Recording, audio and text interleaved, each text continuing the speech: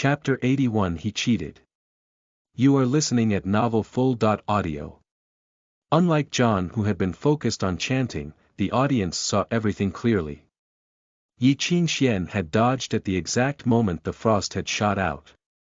Like before, it was as if this were a planned performance. Yi Qingxian stepped toward the left and only brushed shoulders with the frost. "John, stop playing," someone yelled angrily. "Get him." "Shut up," John yelled back, losing his temper. "I know, let's see what tricks you have up your sleeve," John muttered from under his breath. He reached into his satchel again and pulled out a piece of metal. It was the size of a fingernail. The sharp thing emanated coldness. "If you can't dodge this one, then you'll have to lie down obediently," he muttered, and began chanting. "Objection!" Charles called, seeing the metal in his hands. "That's too vicious. He's using fatal runes. This is deliberate murder." Brian gazed at Charles coolly. "It is normal to have injuries in a duel between musicians. Your objection is irrelevant. Please do not disrupt the challenge again, or else you will have to leave." Within the ring, John had completed his chant. The metal in his hands floated up and spun in the air, producing a piercing sound. Formless strength controlled it. It spun at a crazy speed, building up strength like the bow of an arrow pulled taut. This was Ghost Crossbow, the effect of Runed Magnet, one of the most advanced modifications runes. Magnetic force was used to build up strength and fire the metal piece. Its power was comparable to a light military crossbow. As he chanted, John's pale face flushed with excitement and effort. Gritting his teeth, he pronounced the last syllable and let the metal fly. The moment it shot out, the world went black for him. He had used up practically all of his energy to manipulate the ether. As he had fine-tuned everything, he pushed the ghost crossbow's strength to its max. It would even be able to pierce a slab of metal. But instead of the pained cry that he was expecting, he heard shocked yelps. His innards twisting, he straightened and glanced at Yi Qingxian. John turned as white as a sheet. The metal had shot past Yi Qingxian and crashed into an invisible wall. It warped instantly and fell to the ground with a crisp clank. He dodged it again. John thought. Impossible, impossible. John stumbled backward as if he had just seen a ghost.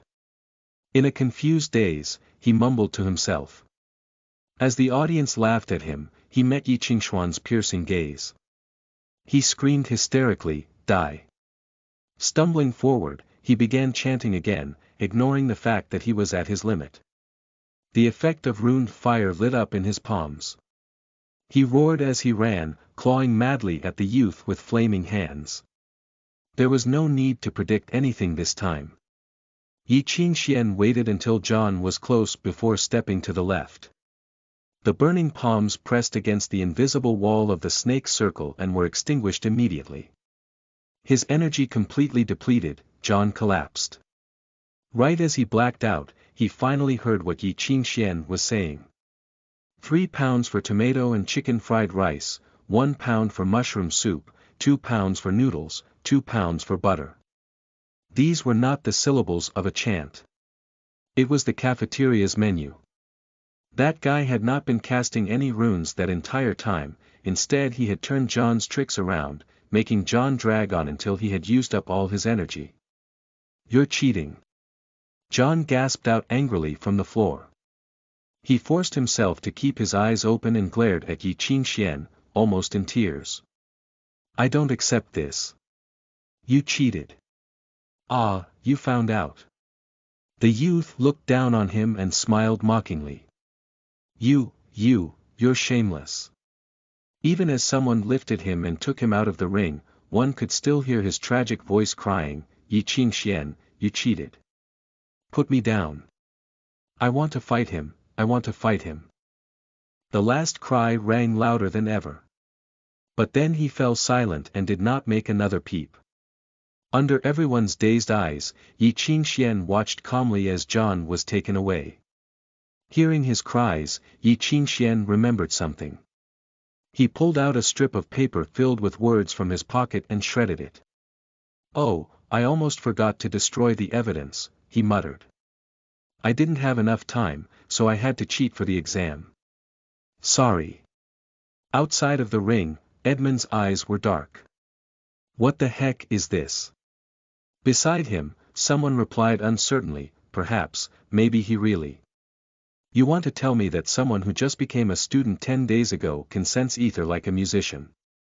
Edmund retorted. "Are you stupid? Maybe he really is crazy like that." The guy muttered. Edmund turned around and his menacing glare shut the guy up. Clenching his fist, Edmund said, "No worries. If he wants to play, then we'll play with him. This is only the 5th round. Send someone else up, but be smart about it." The next 3 were smarter than John and even forced Yi Qingxian to start using runes and battle like a true musician. But Yi Qingxian seemed to guess every move before they made it, and they were taken out by him. Even the way in which each of them lost was strange. However, Yi Qingxian was reaching his limit as well. It was like a high-intensity relay race over a short period of time. After the 5th round, he faced 3 consecutive opponents who were much more skilled than him. To win, he had gathered together all of his potential so that he could quickly get used to a battle between musicians. His brain was aching, and his thoughts flew so rapidly that he was pushing his limit. But as if a god were helping him, Yi Qingxian used rune light to blind his last opponent just as he had finished his chant, and pushed him out the ring. In the silence, Yi Qingxian bent over, hands on his knees, panting in exhaustion. He had won the 8th round. The audience cheered excitedly. The giant tide of the sound angered Edmund more and more. In the beginning, people had just been curious as to what a new student could do. The first battle tactic had been enough to make jaws drop, but his uncanny ability to predict his opponent's moves and his senses were even more unbelievable. But what was even more exciting was that Yi Qingxian clearly had the disadvantage in the 3 formal duels. But every time, he had been able to grasp the right timing, and his use of runes was so creative. Without a doubt, today's stage belonged to Yi Qingxian, the Eastern genius. Faced with everyone's cheers and praise, Yi Qingxian blushed faintly. But he could not afford to be shy. He could only put on his poker face and confuse the opponent, making sure that none of them knew his cards. Kids these days are getting better and better at cheating. Didn't know you could bully someone like this. Dominic snacked on his peanuts and smiled cruelly. During all of the matches, he had never looked inside the snake circle. Instead, his eyes fell on the spot under Charles's feet. As the situation inside the ring changed, the angle of Charles's feet would change too. Since the ether is completely blocked outside of the ring, he's reading lips and postures to see what the opponent is planning and conduct virtually. And the other guy has amazing reflexes. He even has the ability to leave the commander and fight by himself. Kids these days are impressive. He sighed and murmured, "Abraham has some good students." Next. Brian glanced at Edmund and announced gravely, "This will be the 9th round." His eyes said, "It's the 9th round. When will you put this guy in his place?" It was his first day on the job. He hated Edmund for letting that D*MN commoner steal the glory from the honorable bloodlines on his first day at work. He could already imagine what the school board would say about this. They might even doubt his work ability. Edmund grew pale. He knew what that Brian meant to say, "You caused this so you deal with it." Clenching his jaw, Edmund nodded toward the boy he had bribed with a large amount of money. "Duncan, you're up." The student named Duncan nodded.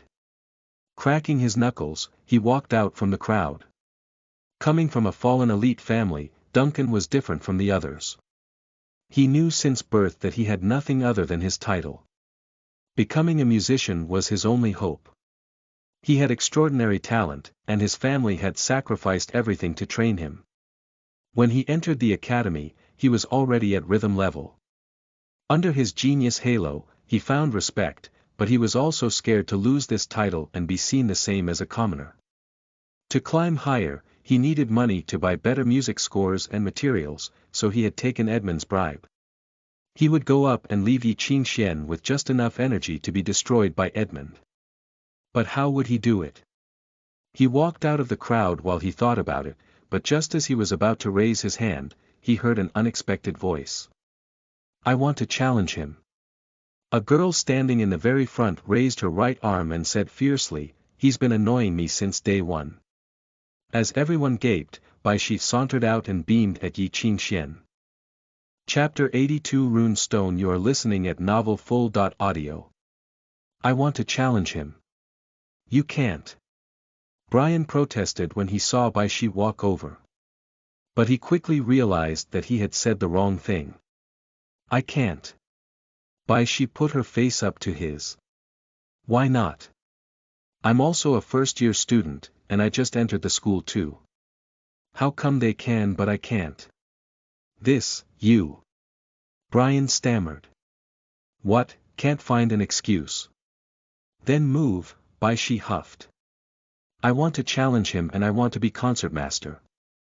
I support you. Charles called out from the crowd. You're prettier than Yezi. It won't be a waste if you're concertmaster. Faced with Bai Shi's protests, Brian could only retreat. But he still would not Bai Shi enter the ring. Commotion erupted. They could allow his bias against the challenger, but not letting someone participate was too obvious. The audience started gossiping, and Brian's expression turned ugly as he listened to the taunting discussions. Yunlu Chaoyue quietly watched the show from the entrance. As if she did not understand, she turned to Sydney and asked, why can't she? Is there a school rule about this? Sydney was troubled. He could not simply say, this is just so a group of elites can show a kid his place. Oh, right, that kid is Eastern like you. We're really not discriminating. Really, don't think like that. She can, he forced out with a tight smile. Why can't she? Of course she can. And so the most boring duel in the history of the academy unfolded before everyone's eyes. It was unnaturally calm within the snake circle. Cousin, are you thirsty? I brought water for you. Oh, thank you. Yi Qingxian accepted the bottle and drank it in one breath. His burning throat finally felt a bit better. Cousin, are you hungry? I brought peanuts. Yi Qingxuan's eyes lit up. Are they salted? Give me some. Seeing Charles eating made me so hungry. And so a bag of toasted peanuts landed in his hands. Cousin, I brought a stool, Bai Shi said. Take a seat. Okay. Yi Qingxian felt like he was hallucinating and had the sudden urge to cry. Cousin, you're being so nice to me all of a sudden. Over the audience's boos, Bai Shi asked politely, Cousin, is my service good? Of course. Yi Qingxian had never been treated so well by his cousin before. It felt like heaven. Of course. If you dare to say anything bad, I'll kick you out of here. Bai Shi ground her teeth and threatened Yi Qingxian, I've never served anyone like this in my entire life, but I'm doing this for you. If you lose, kill yourself. You don't need to tell me. Yi Qingxian clenched his fist. I'll win for you. Edmund, you should personally go next round. Outside the ring, a hoarse voice sounded behind Edmund. He looked back in confusion and saw Banner's eyes. His pupils were vertical like a wild beast and their green light shone in the darkness. They were thirsty for blood.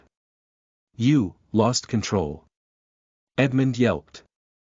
Not yet, but it is angry, you know. Edmund studied him, seeing the murderous intent in those beastly eyes. The thirst they reflected upon Edmund's pale face was chilling and menacing. Don't disappoint me, he, or it, said softly. If we lose the title of concertmaster to him because of you, there will be no need for you to stay in this school. I know. Edmund nodded, fierceness flashing through his eyes. I'll take care of him. He rubbed the amber ring on his forefinger and turned toward the snake ring. 10 minutes have passed. Brian looked impatiently at Bai Shi. Stop wasting time if you're not going to challenge him. Who said I'm not going to challenge him? Bai Shi rolled his eyes. I poisoned him. Don't you see him eating it now? You poisoned him. Brian echoed. Yeah. In 100 years, when he's an old fart, the poison will be activated, and he'll die after burping. Bai Shi mimicked slicing one's throat. Are you scared? I'm so scared. What am I going to do? Yi Qingxian acted along, crying and putting on a terrified expression. Brian's facial muscles quivered as he tried to keep himself from losing control. Clenching his jaw, he enunciated carefully, stop wasting time. PSH. Bai Shi kicked Yi Qingxian. Are you ready? I'm going to start. Oh, yeah. You can start. Yi Qingxian hurriedly wiped the crumbs from his lips and returned the stool, water bottle, and half a bag of peanuts. She had come stocked with supplies and was going back like that too. Under everyone's annoyed gaze, Bai Shi stood at the edge of the snake circle. Yi Qingxian lifted her by the back of her collar and dropped her outside the ring. Beside them, Brian announced listlessly, the 9th round goes to Yi Qingxian. He was starting to hate this job. Are you done fooling around? A cold voice asked behind Yi Qingxian. Yi Qingxian turned around. Seeing Edmund, he finally understood. You waited until everyone tired me out to appear. Tire you out? There's no need for that. Edmund's eyes were sinister. Having others participate was just so we could all play a little longer. But sadly they were useless pieces of sh*t and couldn't help at all. Pieces of sh*t are like birds of a feather. They're your friends, so don't be so hard on them, Yi Qingxian replied, obviously bored. Pa! A cold arc zipped past Yi Qingxuan's foot. It landed on the ground, leaving a white frost burn. Edmund had cast a rune without chanting or with even any preparation, making the audience to yell in surprise. Pay attention. I've spent a lot of money to deal with you. Edmund blew away the cold smoke around his fingertips and cackled. Next, I'll let you and all of the other mutts know who's the real boss. Studying Edmund's palm, Yi Qingxuan's eyes finally turned serious after being sure that he had seen correctly. Instantaneous rune, he murmured to himself. Yezi is dead meat. Outside the ring, Charles's brows furrowed. The opponent is starting to fight with money. Are you talking about rune stones? Bai Shi finally processed the fact. You know about that? Charles asked in surprise. I'd prepared a long explanation for nothing. Bai Shi did not even bother to roll her eyes anymore. Rune stones were from the dark world. There were many theories about where they had came from, but there were only two main output methods. One was to create a fissure in a region with heavy ether, and use large-scale equipment to track the rune stones. The other method was the favorite of pioneer musicians from the dark world, hunting. In regions where the ether was chaotic, most organisms would be killed by the ether. The few survivors would become even stronger, fiercer, and more violent. Just like the children of the Dark Mother, they would transform into demons. Some demons had a frequency inside their bodies after death that could help to find rune stones. Rune stones were naturally occurring crystallized ether in the structure of a rune. Because of its stable structure and pure state, they were able to be kept in specific circumstances. These rocks that had natural rune power were one of the most important alchemist resources. Most alchemy equipment depended on their power. Of course, there was an even more luxurious use, smelting meditation. The musician would reach coherence with the rune stone. By using the rune stone's power, he could quickly increase his sense of the rune.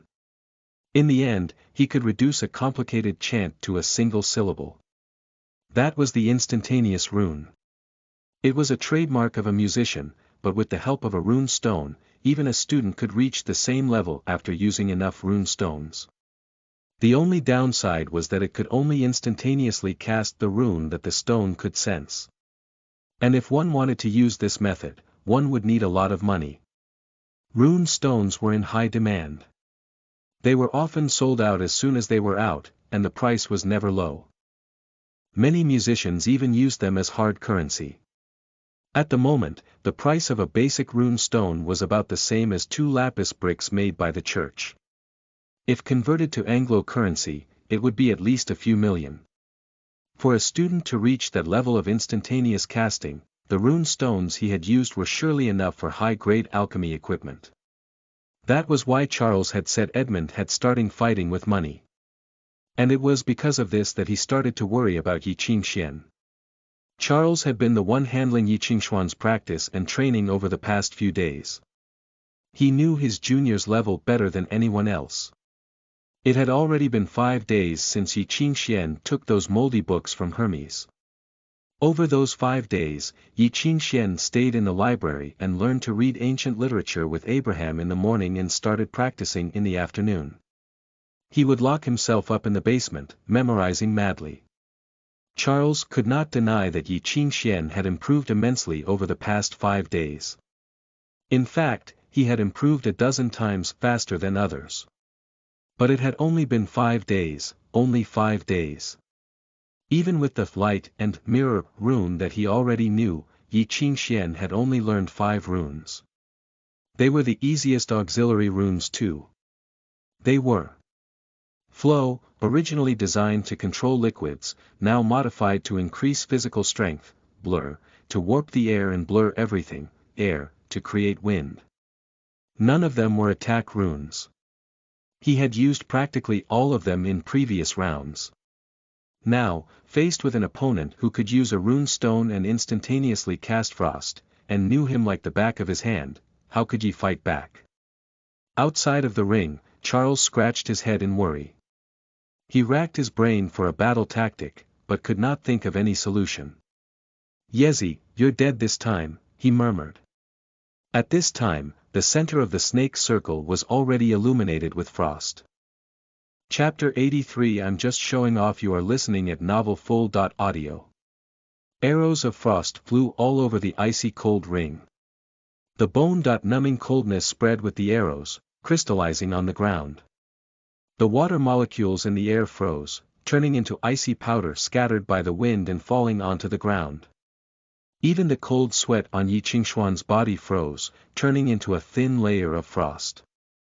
It stuck to his skin, melting from the heat of his blood. Yi Qingxian panted heavily. He started hating that the circle was only a few dozen steps in diameter. Following Charles's orders and dodging Edmund's frost arrows took up all his focus. The downside to frost was that the effect wore off quickly. As an arrow, it was powerless after going more than 10 meters. But they did not have 10 meters between them. If Edmund stood in the center of the ring, he would be able to shoot in any directions without any effort. Known as the most cost-efficient student-level rune, frost arrows used up almost 30% less energy than other runes, and the chanting was twice as fast. With Edmund's experience, he could shoot 20 arrows in one breath. Yi Qingxian could only find the right timing and dodge, dodge, dodge. When an arrow brushed past him again, Yi Qingxian reached out and crumbled the ice on his shoulder, panting. He could not let the match drag on like this. He had to admit that he had really underestimated that Ned Fatty. Watching the humiliated Yi Qingxian from the center, Edmund could not help but snicker. "What's wrong? That's all you can do. Come closer, Mr. Concertmaster. You don't even have the guts to fight back." 3 more frost arrows shot out with that, flying out with grandeur. "You want to tire me out?" Edmund laughed mockingly as if he saw through Yi Qingxuan's little tricks. "It's not that easy." He took a small thumb-sized bottle from his pocket.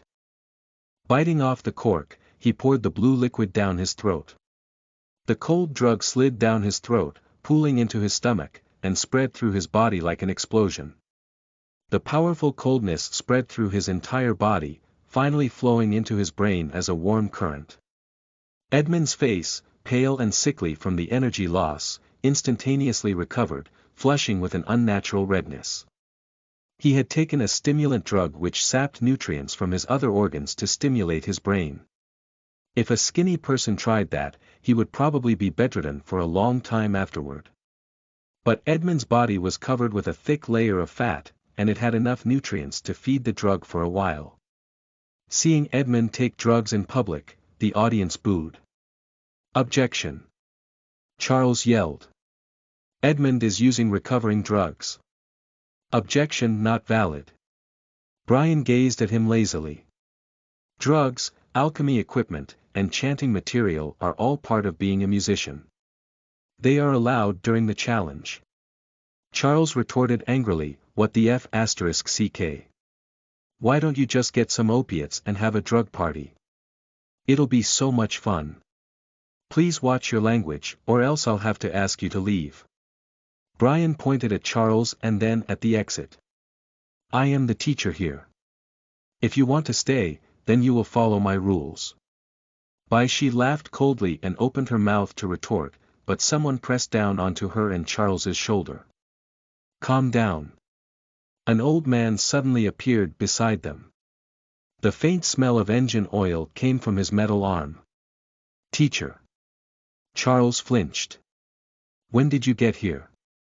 I've been here since the beginning, Abraham said. How could a teacher be unaware that his students left early in the morning to take part in the Concertmaster Challenge? Awkwardly, Charles said, I was just worried that you'd get worried. Don't be so impatient. No matter what you do, the duel will still continue. Abraham patted Baishi's shoulder, telling her to sit down. Seeing Charles send secret signals to Yi Qingxian, he knocked on the side of his cheating student's head. There's no need, he said quietly. Yezi isn't looking anymore. Charles froze and glanced at the youth. He finally realized that the youth had stopped paying attention to his signals for a long time. Yi Qingxian was completely focused. Staring at his enemy, his irises were filled the reflection of his enemy. The usual coolness and light pity in his eyes were gone, replaced by a fiery enthusiasm. The corners of his lips curled, as if smiling. He had begun putting his all into the fight. He wanted to win fair and square. The fight has suddenly become challenging. Yi Qingxian studied Edmund's red face and murmured, let's just try a bit. In the bone-numbing coldness, he suddenly took a deep breath. The coldness pierced his lungs, but his mind finally became clear. He did not need drug stimulation or a long break. An enemy was the best stimulant. It was something that he could try out his new skills on. In the midst of the dodging, Yi Qingxian suddenly stopped. Standing straight, he lifted up a hand. Ether from all over gathered in his direction, as if something was about to be awakened. Sensed by everyone, the ring on Yi Qingxuan's finger sucked in ether and radiated cold, silver light. The instrument sleeping within resonated and woke. An instrument. This guy. Features tightening, Edmund took a step back to wait and see. He had not expected that Yi Qingxian would keep an instrument as his trap card. And this was moldable, one of the most valuable types of instrument too. It could be kept by one side and used at any time. Just as he was waiting, the light on Yi Qingxuan's ring suddenly extinguished. It was as if there had been rolling thunder, but not a drop of rain. The instrument went back to sleep just as quickly as it had woken up.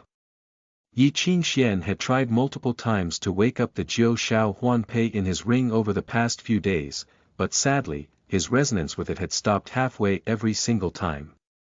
It was as if he lacked the most crucial thing and could not continue. I guess I still can't do it, Yi Qingxian chuckled awkwardly. Sorry, I was just trying to show off. Edmund replied with countless angry frost arrows, almost turning Yi Qingxian into an icicle. Yi dodged humiliatingly and took a deep breath, starting to chant. It's too late to start now. Edmund mocked, hearing the chants. He reached forward, continuing to shoot frost. Attacked with a gust of coldness, Yi Qingxian began fleeing. Ignoring the tossing of his stomach, he chanted quickly as he moved. The air around him surged to the rhythm of his chants. Edmund glanced at the youth charging toward him, disdain flashing through his eyes. The closer Yi Qingxian came, the less ability he had to dodge, and the more powerful the strength of the frost became. Yes, he was definitely out of his mind. Edmund raised a hand, pointing at Yi Qingxuan's body once again. Frosty light began brewing crazily on his fingertip, icy coldness coming from all directions. The distance between them was closer than ever. The cold light illuminated Yi Qingxuan's eyes. Seeing that Yi Qingxian was within 5 steps, murderous intent flashed in Edmund's eyes. Immediately, frost twice as strong as before shot out. Regular frost could freeze internal organs from that distant, but after raising the intensity, the coldness could turn someone into an ice statue instantaneously. At that moment, the audience yelled out in surprise because Yi Qingxian was still charging forward, not dodging at all. The explosive arrows shot out, straight toward Yi Qingxuan's forehead. But the air around him suddenly started rippling. It was as if the arrows ran into a boundary, and the scene changed. The wavering air twisted randomly, blurring Yi Qingxuan's features. When the frost arrows pierced into blurriness, they shook and almost frantically changed their direction. They had slightly changed course by a few degrees, and the arrows brushed past Yi Qingxuan's hair. Edmund gaped. His eyes reflected Yi Qingxuan's face closing in on him. What is going on? Ruined haze. In the crowd, Abraham's eyes lit up as he murmured, "That's right. This is how you do it." All of the runes that Yi Qingxian had learned until then had been chosen one by Abraham for their effect. Light could provide illumination in the darkness and guide the sun, flow could increase physical strength and purify water, air could control wind, erase one's body scent to hide from animals and protect oneself from poisonous gas. Haze was for stealth and protection against long-distance attacks. It was a rune that every scout musician had to learn. By stirring the air with ether, haze could create a shield of air. It did not provide any protection on its own, but the musician could manipulate it and add pressure to it. The effect of the chaotic pressure was like a lens. Endless lenses overlapped, refracting and bending light randomly, blurring the object. In a dim environment with complex rays of light, haze could blur the edges of an object and make it blend into the environment. It could not exactly shield one, but it could affect the arrow's trajectory. There was not a more cost-efficient effect. Outside the ring, Abraham stared closely at the youth who had just brushed shoulders with death. Pleased, he thought, yes, this is how you should do it. Lead the enemy on and activate haze at the last moment. After that, he should close in even more and then. Inside the ring, the youth stepped past the 5-step boundary. He stalked forward, the complicated syllables overlapping in his mouth, sending shockwaves of ether. As he chanted, a vortex-like rune gradually lit up in his heart, preparing for launch. In the next heartbeat, Yi Qingxian was right in front of Edmund. Seeing him raise a hand, Edmund shrieked instinctually. He raised his elbow, shielding his face, and stumbled back. He pointed a finger in panic, getting ready to release more frost. But the expected fist had not landed on him. Yi Qingxian was no longer chanting for flow anymore either. They were a hair's width apart as Yi Qingxian uttered the last syllable. In that instant, Edmund shrieked again. Frantically and wildly, his hands scrambled to shoot frost arrows. Then he felt a hand press against him, gently on his chest. Boom! The shrieking silenced. Chapter 84 Dragon Breath Ring. You are listening at novelfull.audio. For a second, it felt like his entire chest trembled. His lungs spasmed uncontrollably, swelled, shook. The moment Yi Qingxuan's hand touched him, Edmund's chest suddenly ballooned, as if his lungs had filled with air, about to burst. The shrieking silenced. The runes he were about to say died in his throat. Shocked, Edmund grasped his throat, suffocating for a moment. The frost arrow that he had been about to shoot broke off. His ruddy face turned a ghastly white, so white there was no sign of blood in him. The betrayal of the ether took away all ability to fight back. Eerie silence fell both inside and outside the ring. Dominic chuckled softly in the shadows. As expected, it's similar to the standard reaction of captive musicians in war, runed air. Runed air was originally made to create a small breeze, but he had gone past the muscles and bones of the chest, and aimed it directly at the lungs. All of the layers had weakened air's effect though, and it had only resonated with the air inside the lungs. It probably felt like someone had punched his lungs.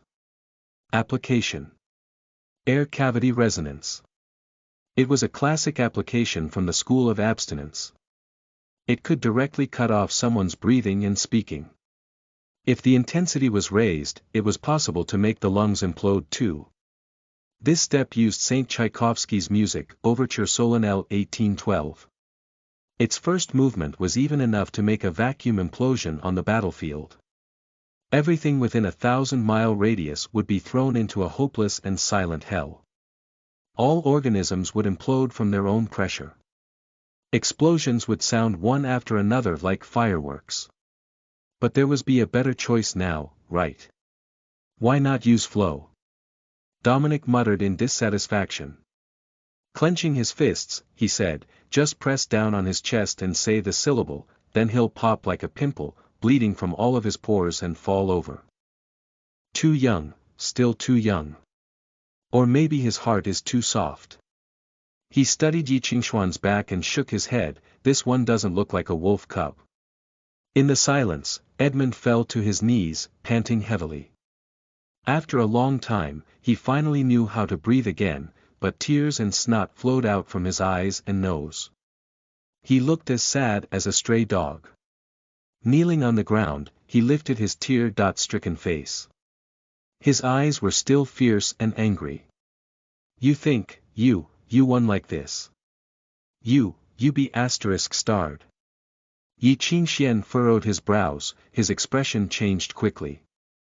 He had wanted to raise his foot and kick that guy out once and for all, but then he realized that his foot would not move. It was rooted to the spot. Ha, did you find out? On the ground, Edmund laughed, wiping the tears and snot off of his face. There was no way I wouldn't guard myself against you. Scum is scum. You don't even know to watch out for alchemy equipment. He pushed himself up with difficulty. Stumbling back, he smiled tightly and pulled down his collar. Under the collar was a golden button. A ruby flashed brightly on the elegantly carved button. Without a doubt, this was alchemy equipment, the crudest kind. 5 of the simplest runes were written on it. Shackle. Shackle. Shackle. Shackle. Shackle. It only needed a simple spell to be activated and cast those 5 runes. Anyone in the proximity would be shackled to the ground, unable to move. Now, Yi Qingxian could not move at all. Edmund finally stopped retreating. He pulled out a handkerchief to wipe his face clean. His eyes were filled with murderous intent. You forced me to do this. No one forced you. Yi Qingxian gazed at him coolly. You were just making things hard for yourself this entire time. Edmund's expression changed, revealing undeniable savagery. It's a pity I can't rip your mouth apart. Scum never know how to show respect to the honorable bloodlines. But it's okay, you can keep talking now. He paused and raised his right hand, because, in a bit, you'll never have the chance to speak again. The black amber ring on his forefinger shone brilliantly under the torch, radiating with cold and sharp light. Dragon Breath Ring. Outside of the ring, Charles's face changed immediately. How can they bring something like that? One could say that the other defense alchemy equipment and drugs were just to protect against accidents during the duel. But that thing, that was to kill. Charles understood immediately what that thing was the moment he saw it. A century ago, mysterious Asgardian alchemist Elric once offered equipment to his king to be used in his royal guard, Wild Hunter Corporation. This included 30 identical rings. The king ordered a two-headed eagle to be carved into the black amber and given to loyal subordinates. Those 30 rings were engraved with the third movement of the Song of Nibelungs. This movement recorded the natural catastrophe Black Dragon Nibelung's actions and strength. A resonance musician could let out enough dragon breath to destroy a village. Even a student could create a light strong enough to smelt iron. It contained limitless light and heat. It was the catastrophic fire from the Black Dragon. Alchemists created it with destruction in mind, and it cast an eternal curse on its enemies. Even full knight armor would be melted into goo before it. Yezi, surrender! Charles screamed. Surrender! But the room had become soundproof and his voice resonated outside but could not enter the ring. Charles blanched. He turned toward the judge, saying, "Hey, stop, we surrender." But there was no response. Brian twiddled his thumb as if he had not heard anything at all. "Hey, I think they're telling you to surrender," Edmund laughed coldly. "I'll give you one last chance. Kneel and apologize for what you did. I'll let you go." "Why do you think that I'll surrender?" "Just because you have dragon breath ring." Yi Qingxian studied the ring on his finger. "Listen, Edmund. I wouldn't do that if I were you. You can't handle that." "Huh, scared?" Edmund cackled. "It's so rare to see you scared. But sadly, I have to tell you something." Smirking, he clenched his fist. The dragon breath ring shone faintly with fire. "You've missed your last chance." He began chanting quietly. The dancing flames in the black amber grew wild, turning into the head of a dragon roaring soundlessly. Terrifying heat emanated from his ring. Despite his efforts to control it, Edmund's eyebrows and hair started sizzling from the heat too. The air before the ring started wavering. Catastrophic fire began brewing inside the ring. Seeing Edmund entirely focused, Yi Qingxian suddenly spoke up in his hoarse voice, "Actually, I have something to tell you too." Edmund's head shot up. Yi Qingxian dug into his pocket and clenched his fist, as if he were pulling something out. Before Edmund's shocked eyes, Yi Qingxian slowly opened his hand revealing a small glass bottle. He had shattered the bottle and silver liquid flowed out. It hovered in the air, slowly melting into the ether. "I know instantaneous runes too." In the wild rippling of the ether, the mercury on his palm tossed like boiling water before disappearing. Silver light from who knows where illuminated their faces. It made Edmund's face pale too. Edmund glared angrily at Yi Qingxian, and sped up his chanting. He would do whatever it took to completely obliterate Yi Qingxian. But across from him, a crisp voice sounded. It was like the ticking of a clock's minute hand. The pocket watch decorated with 2 snakes lit up from Yi Qingxuan's hand. He began chanting quietly, "All is dark, only the tree of life is forever green." Mysterious light ignited in his eyes. As if Yi Qingxian had been pulled out of the shell of his body, his vision started climbing in altitude. He looked down upon the tight space. Was this the pocket watch's power? It did not do anything to him, but his communication with the ether was tighter than ever. The ether had become an extension of him. Even the smallest change was reflected in his heart. He could smell the rotting scent blown in from the underground palace. He could see the beads of sweat on Bai Shi's cheek. He could touch the carved snake man's twisted face. He could hear everyone's breathing, like wind in the catacombs. It was as if he had returned to that night. He closed his eyes, and the changing rune appeared in his mind again. The ever-changing rune worked in favor of his tenacity, reflecting it like a river. When he sensed the rune also sensed him. It was an unprecedented connection. Was this the state of instantaneous runes?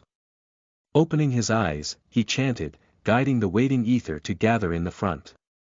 The mercury in the ether lit up in all directions. The sound of ice cracking came out of thin air. It was the sound of countless ether crashing, changing, and crystallizing. The crystals appeared from out of the air. They bonded with each other and transformed into something solid. They shone with metallic light, solidifying into the object from the youth's memory. In the end, the broken pieces fell into their spot with a slight metallic tremor. The mighty matrix had appeared once again in this world. Outside the ring, everyone held their breath. Someone murmured, "What is this?" Chapter 85 Winner. You are listening at novelfull.audio. Mirror. Mirror. Mirror. Mirror. Mirror. Mirror. Inside the ring, something finally revealed its true appearance like a blossoming lotus. 17 mirrors hung in the air, forming a matrix. Like an active rail, it transformed, following a non-existent track. Opening like a lotus flower in the rain, they were close to one another and wrapped around Edmund, creating a kaleidoscope of reflections.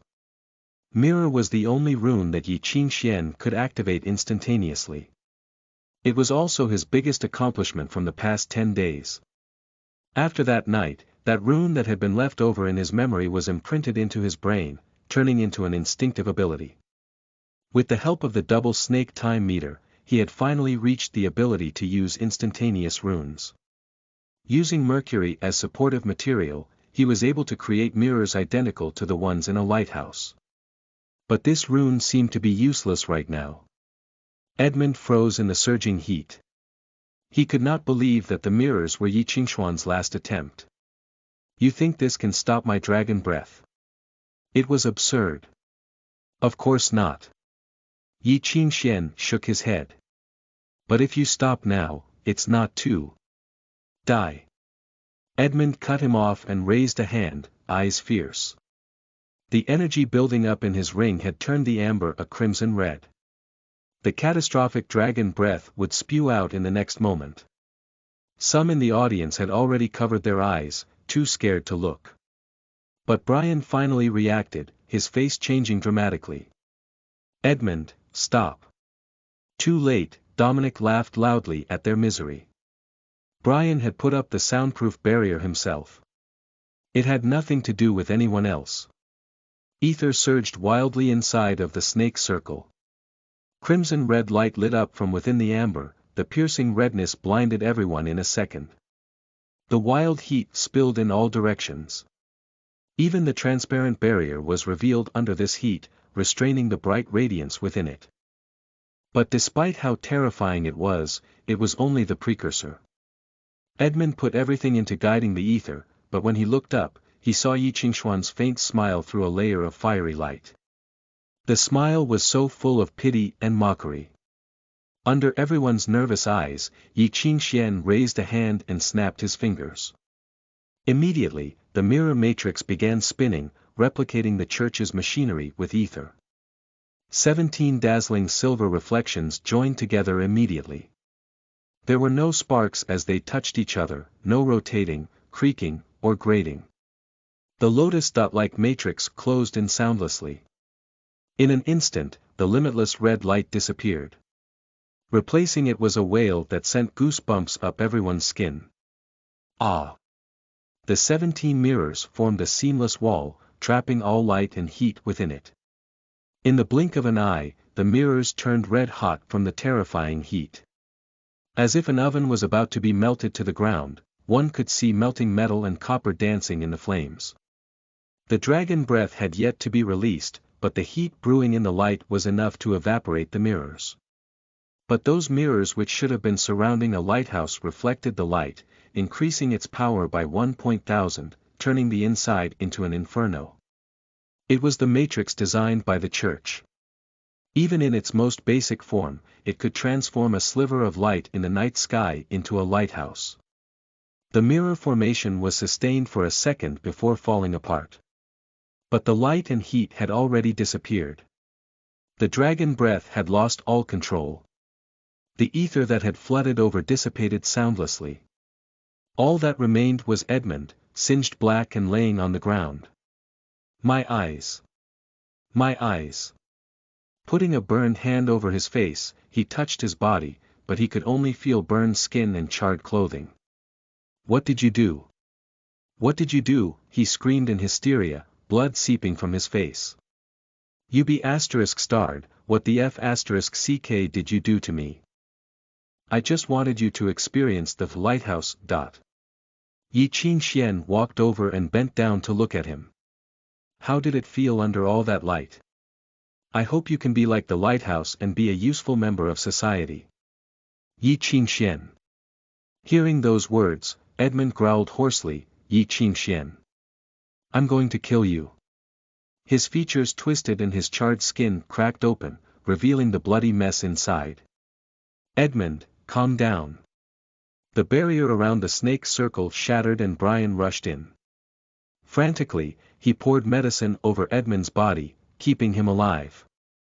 Chorale musicians. Where are the chorale musicians?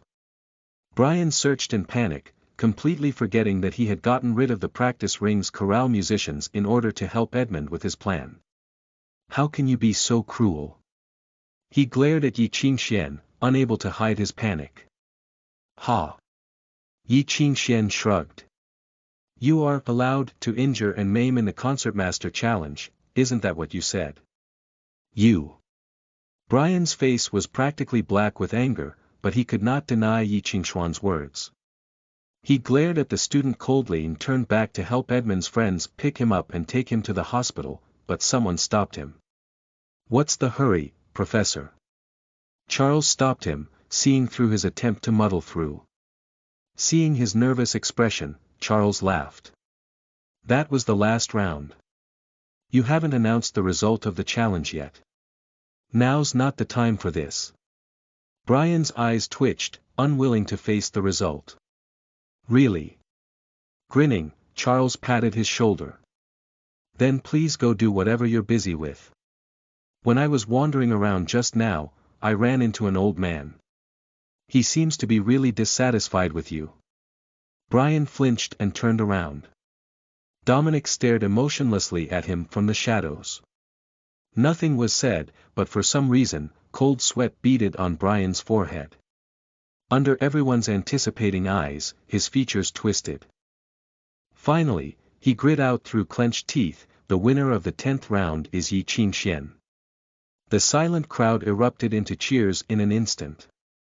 After witnessing such a legendary fight, no one could resist the urge to jump up in excitement. Bai Shi yelled happily in the crowd. As she cheered, she turned around, looking for Yi Qingxian. But all she saw was the youth's lonely backside within the snake circle. As if sensing her gaze, Yi Qingxian turned around. Seeing her smile, he gave her a thumbs up, smiling tiredly. Then, before her shocked eyes, the white-haired youth fell over, unconscious. Yunlu Chaoyue watched quietly from the entrance of the underground palace. Her face was neutral, as if she had been looking at mere hallucinations and nothingness in the air. A bunch of uncouth things who dared to be so violent before the princess. My apologies for ruining your experience. Beside her, Sidney wiped away his sweat and explained quietly, please do not misunderstand.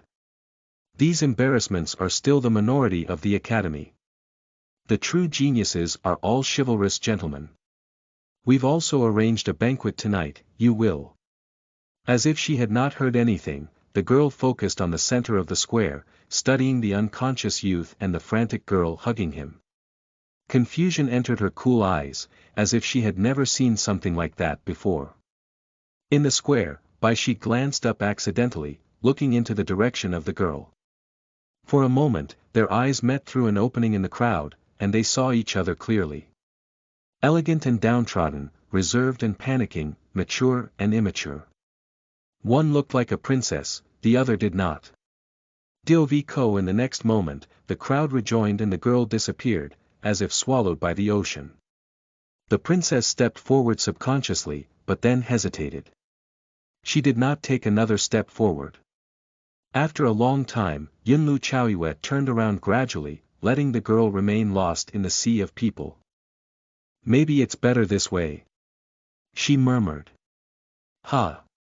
Miss Chowyue, what did you say? Sydney asked. Nothing. She shook her head and suddenly said softly, I said I want to leave, so let this be a farewell, Mr. Sydney. Miss Chowyue, Miss Chowyue. Shocked, Sydney ran over and subconsciously grabbed the girl's sleeve. Where? The words died in his mouth when the girl turned back, looking at him silently. There was not fury or bone-chilling disgust in those eyes, only coolness. It was as if she was high up in the sky, looking down at the mundane world, and so humanity's ugliness was reflected in her eyes. In the face of those eyes, Sydney let go reflexively and retreated. No, I didn't. The girl turned and left without another word. Chapter 86 Expectation and Loneliness. You are listening at novelfull.audio. When Yi Qingxian finally woke up, it was already dusk. He was in the school hospital. The chorale musicians there told him that he was okay, but he used too much brain power and suffered from severe malnutrition. It did not seem like it was a big deal, but it was not a difficult illness either. Your fee will be waived. Thanks to you, we were able to practice a big surgery. The doctor rubbed his hands together excitedly before leaving. If you can send some more rich boys here to be our little white, to be treated by us, we can give you 20% off in the future. With that, the door slammed shut. The only person left in the hospital room was the quiet Abraham. He studied Yi Qingxian, eyes unreadable, making Yi Qingxian feel a little embarrassed. Professor, what's wrong? Abraham remained silent. His metal finger tapped against his knee, as if trying hard to find suitable, gentle words to communicate, but in the end, he surrendered to his lack of social skills. Sighing, he gave up. Why didn't you give it your all? He asked straightforwardly, raising his head. You went easy on him. Yi Qingxian froze, the smile on his face stiffened. You could tell. He scratched his face, wanting to relieve the tension in the air, but Abraham remained silent, waiting for his reply. He had let go at the most important point.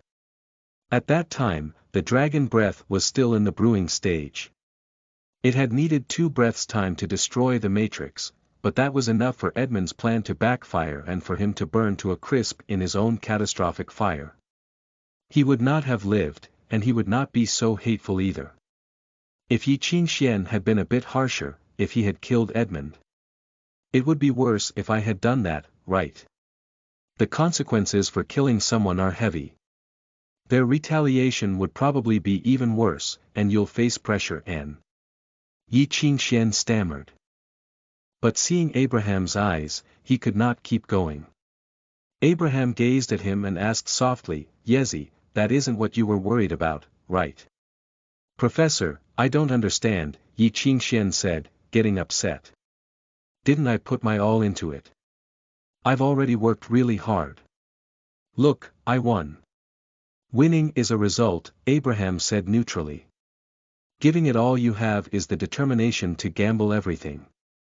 Yi Qingxian froze. After a long time, he lowered his head in defeat. Professor, are you saying that I should have killed him? Yezi, I don't know how you view musicians, but we aren't as saintly as people make us out to be. Sometimes, it is just another job. Some jobs are dirty and some are not, but even the cleanest musicians might not have clean hands. Do you understand? Abraham gazed at him. It's never good to kill, but sometimes, bad things might be good decisions because no matter what you choose, you should never choose weakness. Weakness means that you can only survive on your enemy's pity. Yi Qingxian said, I had a grasp on things. You won't have a grasp every single time. Abraham raised his voice. Being weak in a fight between musicians is being irresponsible with your own life. Are your enemies weak to the point that you need to bestow pity on them? Yi Qingxian hung his head, unable to refute him. Seeing his gloominess, Abraham sighed and said softly, I hope that was your last time doing that. Yezi, I don't want to see my students die before me. Head lowered, Yi Qingxian answered, I understand. It's not the best time for this topic. Rest and we'll talk later, Abraham said a little clumsily. He rose and bid ye farewell. Before opening the door, he hesitated again and looked back at his student. Yezi. Yes. The youth raised his head. Congratulations, he said quietly, his expression filled with both awkwardness and happiness. That's what I had planned to say. The door shut soundlessly. BL.net. After a long time, someone snuck in. Looking left and right to check that the coast was clear, they strutted to the bed. Picking up the fruit basket, they started munching. Seeing the youth deep in thought, he whacked the back of Xuanhuan's head. Hey, kid, what's up? Charles lowered his voice and spoke like a weird drunk uncle. Are you frustrated about the secrets of youth? Don't worry, let me tell you. What he got in return was a middle finger. Senior, I wish your intelligence level was a bit more stable. Oh, you seem fine. I got a bit worried when I was outside eavesdropping. Charles shrugged and patted his shoulders.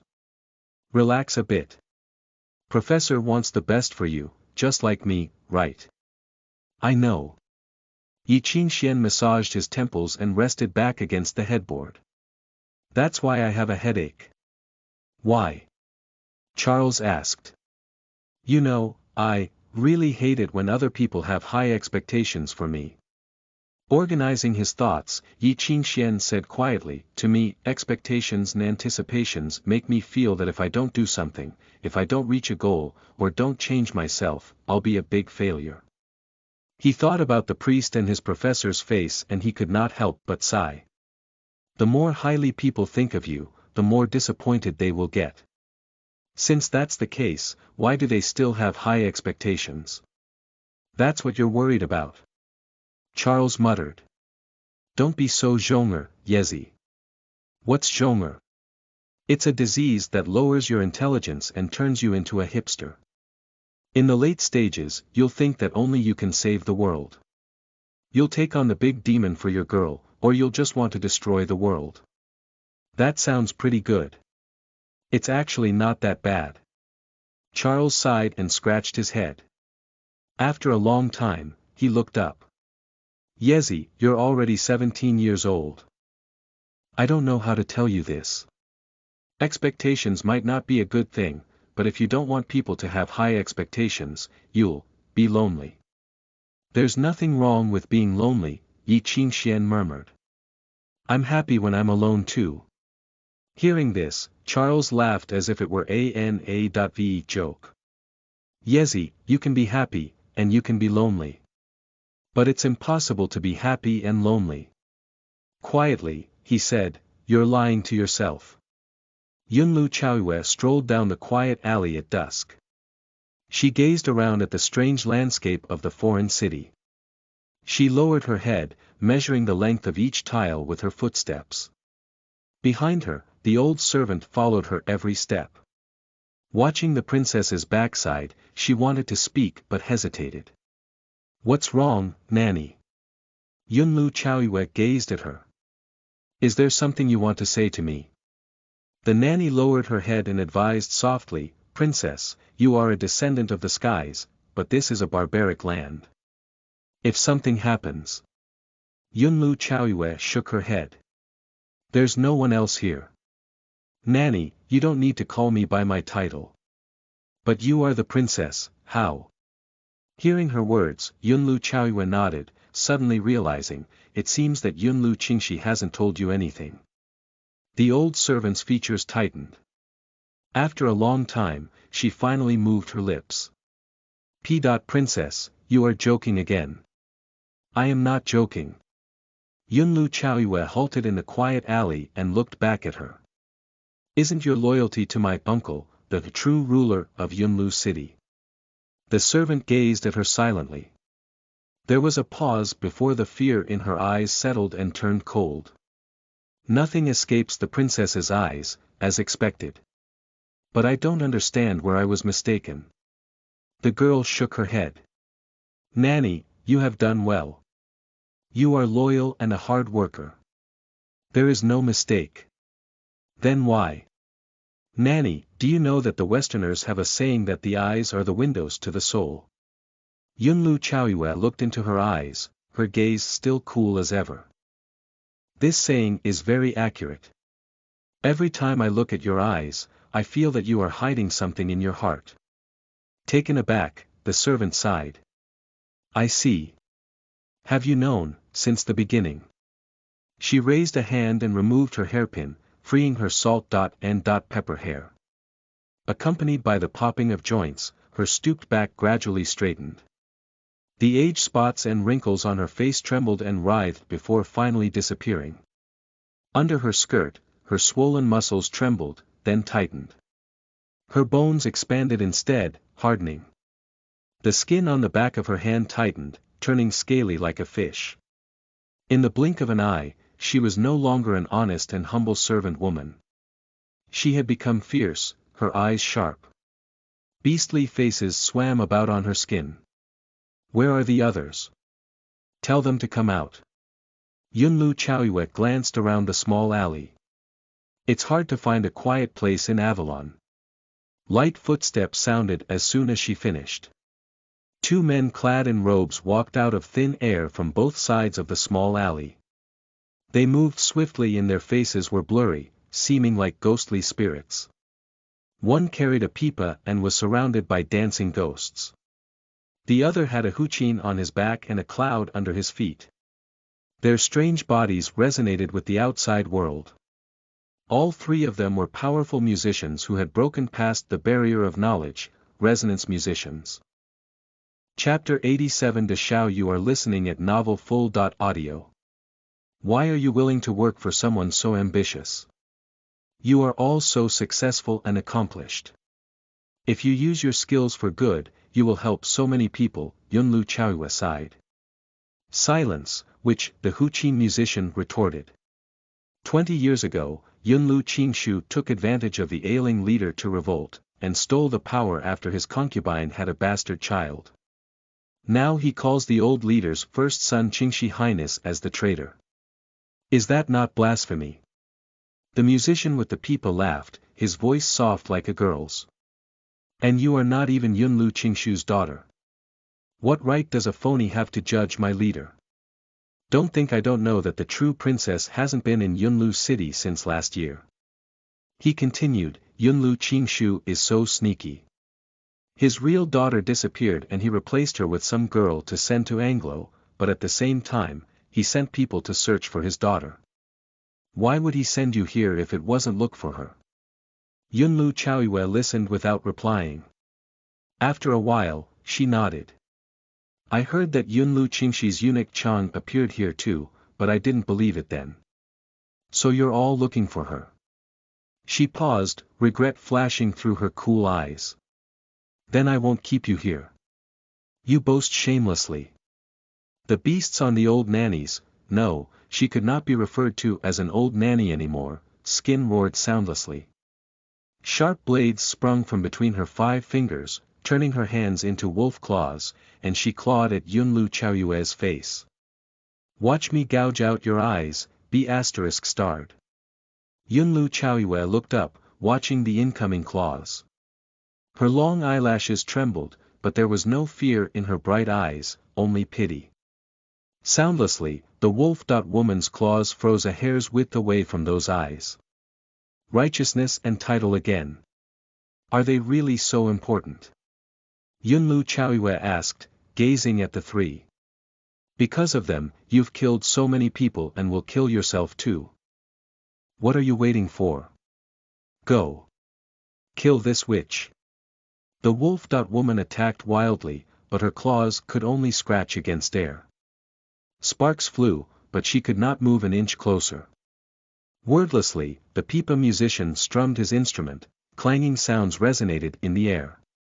A giant torrent swept through the alley. Hot wind blew out of nowhere, flying crazily to the beat of the pipa's music.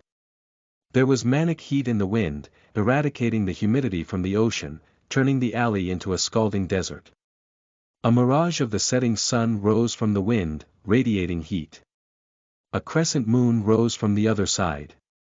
It was so cold, but burned one's soul like fire. Amidst the hot wind, the neighs of battle stallions suddenly sounded. The century-old tiles on the floor of the alley cracked. On the shattered tiles were the imprints of hooves, as if the battle stallions had galloped across them. The thunder-like gallops sounded along with the pipa. It was the general's mandate. The musician plucked the pipa's strings, releasing the clang of swords clashing. The echoes were full of murderous intent. As he played the instrument, the music notes flew above the hoof prints, flying and dancing in the air. The neighs of the stallions grew closer. Finally, dozens of black shadows broke through the yellow sand and torrential wind, galloping out of thin air. The hooves actually stepped on the shattered tiles, turning them to dust. Sitting atop the armored black horses were bodies that looked like demons. Their bodies burned with wild desert fire. The fire transformed into black armor, burning radiantly on the shells of their bodies. They breathed greedily, sucking in the flames as if they were galloping in hell. They roared in the furious wind. Even the setting sun and crescent moon shattered in the madness. 16 demonic knights charged in the tight alley like a steel wall pushing forward. The quick blades in their hands sliced at the brick in the walls, leaving ugly marks and flying pieces of brick. Swords sang in the air, steel hooves clattered. Like a tidal wave, the black knights rushed out of nothing. They charged toward Yunlu Chaoyue, leaving shattered tiles and flying dust in their path. Even the air was ripped apart by the burning murderous intent. The huqin floated above the din. Its notes were long like plaints in the night. And they came in from all directions, creating an inescapable trap. Like strands of affection, they intertwined around one's body. Not only did they constrain the body, but they also wormed their way into the girl's mind, awakening the lust and love in her. It worked to make her forget where she was and drown in the attack. But throughout all of this, Yunlu Chaoyue only gazed coolly at the thread around her body, the eerie fain wind, and the azura that came in the wind. She closed her eyes and sighed in pity. Boom. Envy. Boom. Boom. Boom. Boom. Boom. Explosive cracks sounded in an instant. They built on each other, overlapping into a fulmination. The threads of affection snapped and disappeared. The fain winds stopped and disappeared. The steel knights stopped and disappeared. Everything that had been created by ether was stopped as if an invisible hand from the sky reached down and plucked the ether away from man, holding it in its palm. This was Tai. The immensity of ether manipulation sapped all color from Yunlu Chaoyue's face. Following her hands, the ether grouped in the wind and transformed into a vortex, like a deposit of rain, snow, and lightning. The three paled at the thunderous cracks. Following Yunlu Chaoyue's hands, the quiet emptiness was filled with a deafening roar. Metal clanged and electric sparks flew. A bronze bell rang, full of power, restricting all change in ether. Different instruments overlapped, distinct from each other. The music was grave and serious, pushing down one's spirits. The echoes were enough to shake one's soul. It was only the overture, but the three already lost all ability to fight back. This was not a level that any ordinary person should be able to reach, and it had nothing to do with skill. In the West, this was an advanced technique that required the cooperation between multiple musicians, orchestra. In the East, this was the powerful scepter of an imperial 9 musician. Yunlu Chaoyue's strength and talent were not the only terrifying things. There was also the grand melody that appeared from nothing. It rose to the top like a pathway to heaven. It was the heavenly music of modification. De Shao. The pipa musician muttered in shock, "Is it De Shao? What is this?" Only descendants of Yunlu can use the artifact Dijuan. The huqin musician stumbled back, his expression changing. "She's a counterfeit. How is she able to? You are here to kill me for something grand, like righteousness." "I can understand and I agree with you," spoke Yunlu Chaoyue's amidst the heavenly music. Even the sound of the sky falling and earth shattering could not drown out her quiet voice.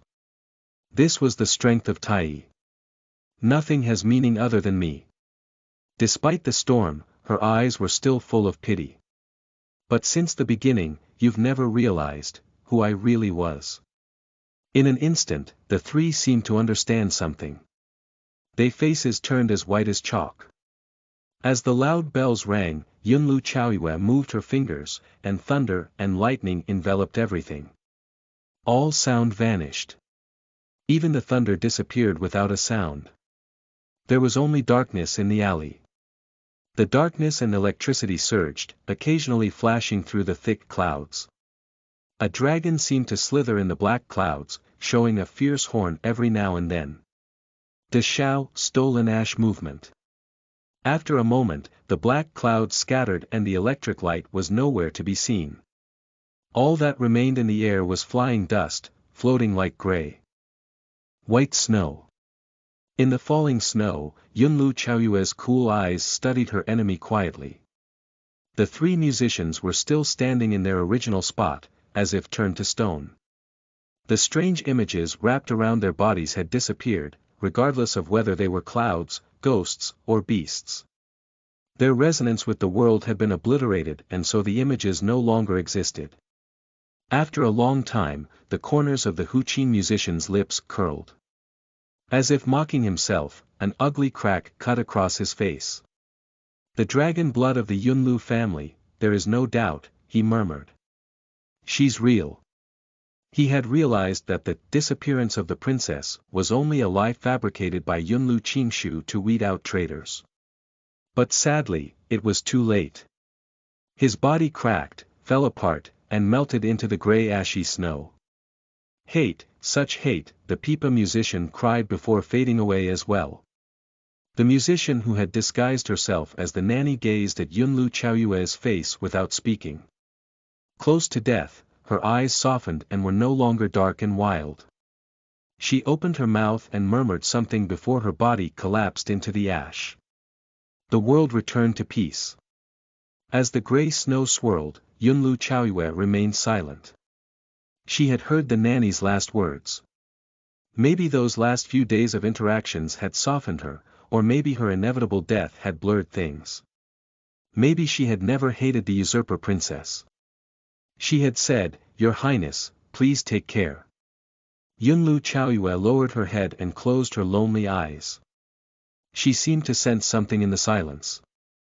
Looking up, she gazed past the high walls and saw the white-haired girl again. "Are you leaving?" the girl asked softly. There was no reply, even after a long time. But Yunlu Chaoyue's gaze never wavered. Perhaps understanding the meaning of the silence, she sighed.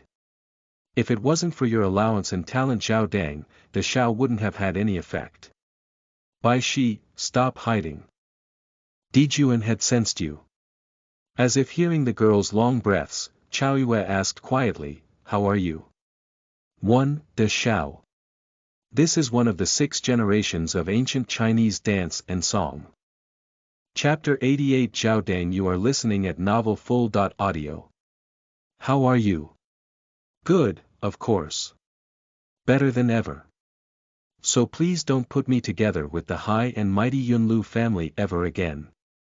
The girl's voice sounded disgusted. You can go back now. The dirt outside isn't suitable for you. If you want to be a white lotus, go and stay in the clean pond. The light in Yunlu Chaoyue's eyes dimmed. But you are. I'm nothing. Bai Shi raised her voice, full of aversion. I'm a wild kid without parents. I don't know anything about Yunlu City, and have nothing to do with the Yunlu family. Your Highness need not worry. Now, I'm going home and you can leave too. Chaoyue was quiet and lowered her head. After a long time, she whispered, "Thank you for saving me. If it wasn't for Zhao Dang, I would have died today." I said you can leave. Do you not understand my Eastern language? Yunlu Chaoyue's shoulder trembled. After a while, she nodded, "Then, I'm going now. Be careful." She touched the high wall, as if wanting to touch the girl's cheeks. After a long time, she turned and left. Everything was completely still in the alleyway, except for the ash floating in the wind. Behind the high walls, Baishi listened as Yunlu Chaoyue's footsteps faded. After silence finally fell again, she collapsed onto the ground in exhaustion. As if her blood was boiling, fuchsia vessels bulged on her bare hands and face. One could faintly see her blood flowing like lava. Metallic blood dripped from her nose. Some of the blood fell onto the ground and turned a stone red as if the blood were scalding. Other droplets were bone-numbingly cold. Some blood droplets were black-purple. They sizzled on the ground, leaving behind signs of erosion. Beside her, a beautiful man with golden locks that hung to his waist leaned on his cane and watched her quietly. Seeing her pain, he offered her a handkerchief, but there was not any pity in his emerald eyes, nor was there any cruelty, but just an understanding that surpassed sympathy. The image of two black snakes entangled around each other was on the back of his hand. It was Hermes. Riding over the orchestra, pushing down demons from the three worlds, was it Tai? Hermes said quietly in awe. As expected from the most powerful of the dragon bloodlines. In the East, the dragon bloodline was a symbol of power because of the talent it contained. Tai was the best of the best. No matter where she was, as long as Yunlu Chaoyue made a sound, her voice would drown out all other sounds. The ether would only listen to her and ignore everything else. It was like an emperor's ultimate, irrefutable demand. It was because of this that she could easily destroy others' music, even if the strength of the three adversaries had been comparable to hers. But it had not been Yunlu Chaoyue who had called forth to Shao, it had been Baishi, who had been nearby. It is an honor to have seen both Tai and its equal, Zhao Dang in one day. Don't put me on the same level as that little doll. In the stillness, Baishi pushed herself up, panting. Hermes offered her a tube of medicine. The girl pushed it away in aggravation, but he pushed it back stubbornly. Don't keep pushing yourself. You know the side effects of Zhao Dang more than I do. Using more patience than ever before, Hermes advised, just see it as taking advantage of me. It's not like I don't have enough money. Are you kidding me? Baishi's eyes filled with annoyance. You sent a message for me to come here just so I could take advantage of you. 20 minutes prior, Baishi had received a letter after taking Yi Qingxian to the hospital. The letter only had 2 lines, as well as Hermes's stamp. I know your relationship with the Yunlu family. I'll be waiting in the alley outside the academy's south gate. Actually, I just wanted to see Zhao Dang. Hermes shrugged. You didn't lose anything, did you? You even saved her life. As Easterners say, that's better than a 9-level tower. And now you've seen it. Are you happy? Ah, don't say that. I'm never unhappy with a pretty girl. I'm still your boss though. You have to think highly of me. Ha. While Hermes was still sighing sadly, Baishi scoffed and turned to leave.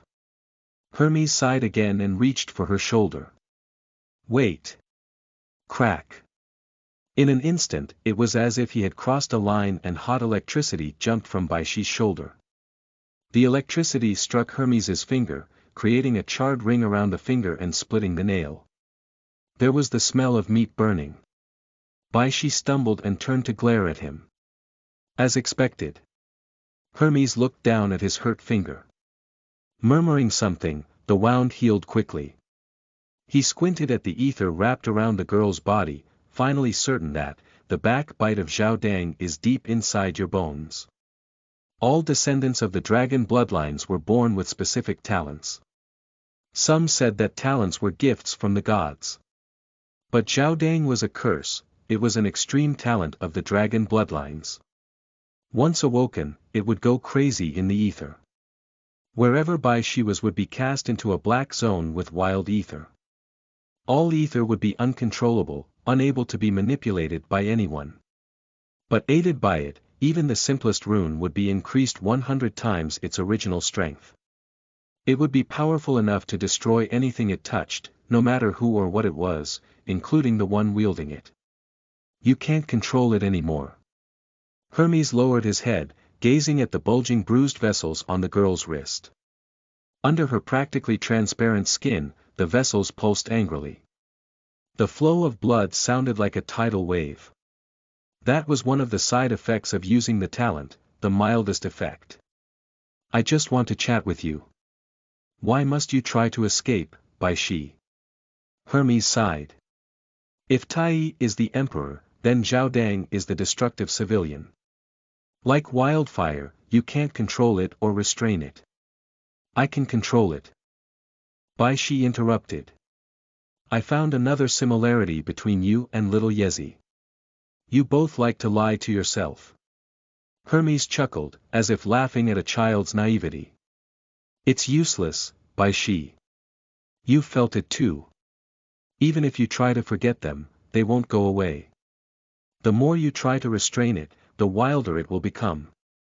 Every time they awaken, it'll only become more powerful. If you can't control it, it will take your life, expanding like a tumor until you collapse from your own strength. You're what, 17? You still look like a 15-year-old. 2 of your most precious years were taken by it, and it will take even more. None of your business. Bai Shi glared at him coldly. Raising a hand, she wiped the blood away from her face with her sleeve. Transforming back the girl with the porcupine disposition, she no longer seemed weak. Her eyes arrogant and cold, she stated, sorry, but I don't need you to worry about me. Now, if you don't mind, please disappear and stop wasting my time. I have night lessons to attend. Lessons? Hermes laughed as if it were a joke. Your Highness, who in Avalon has the qualifications to teach you? Abraham. A retired executioner. Just give up. Abraham can never teach you, but... He looked at Bai Shi, fire in his narrow eyes. It was not lust, but was like an artisan studying rough diamond, overjoyed at finding treasure. But I can. Bai Shi froze. She had never thought that her strange and mysterious boss would call her for that reason. She had been ready to end everything, but now she was taken aback. It had always been her dream to control Zhao Dang and live freely. But now, it felt as if reality was joking with her, but she could not laugh. Why? Why? Maybe this is fate. Under the darkening night sky, Hermes turned around. Gazing at the fog, his eyes curved as if mocking something. Some things are going to change, and someone or something will come find me. When it comes to that, I don't know if the result will be what I predict.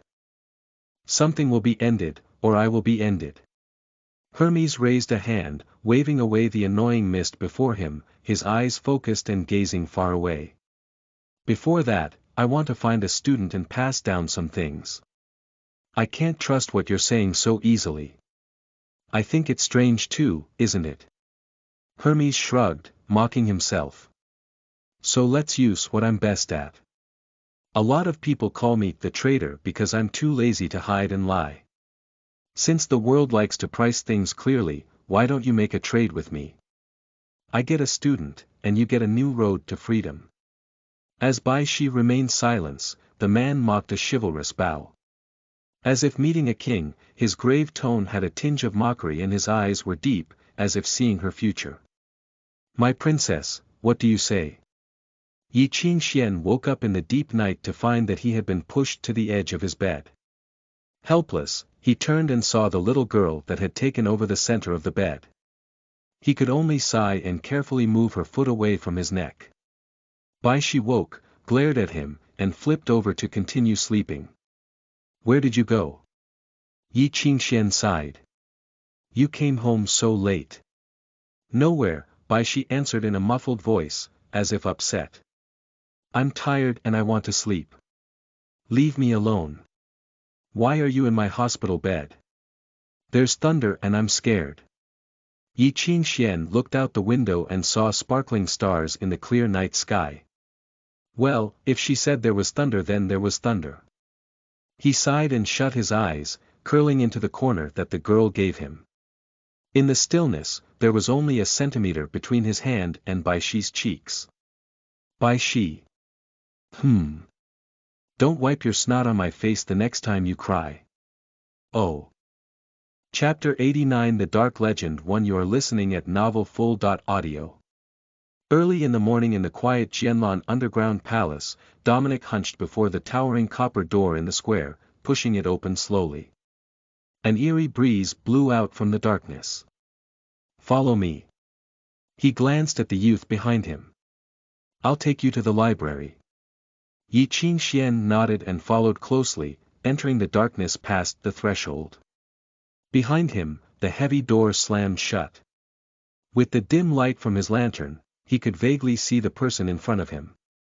A breeze blew past in the surging darkness, extinguishing the flame inside the glass. Yi Qingxian froze, his footsteps halting.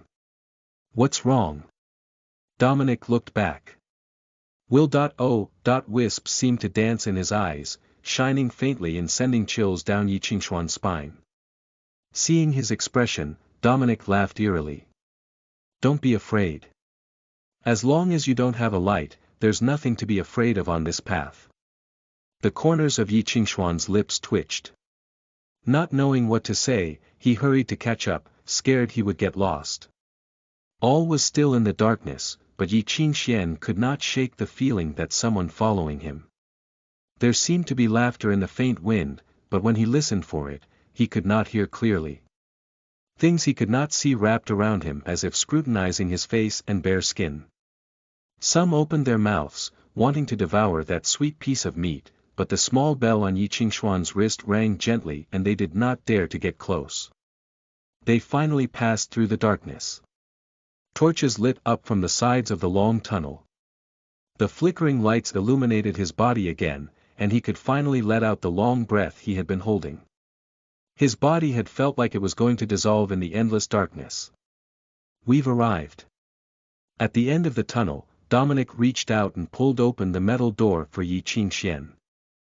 The metal door grated and creaked. The piercing sound echoed through the darkness like faint laughter.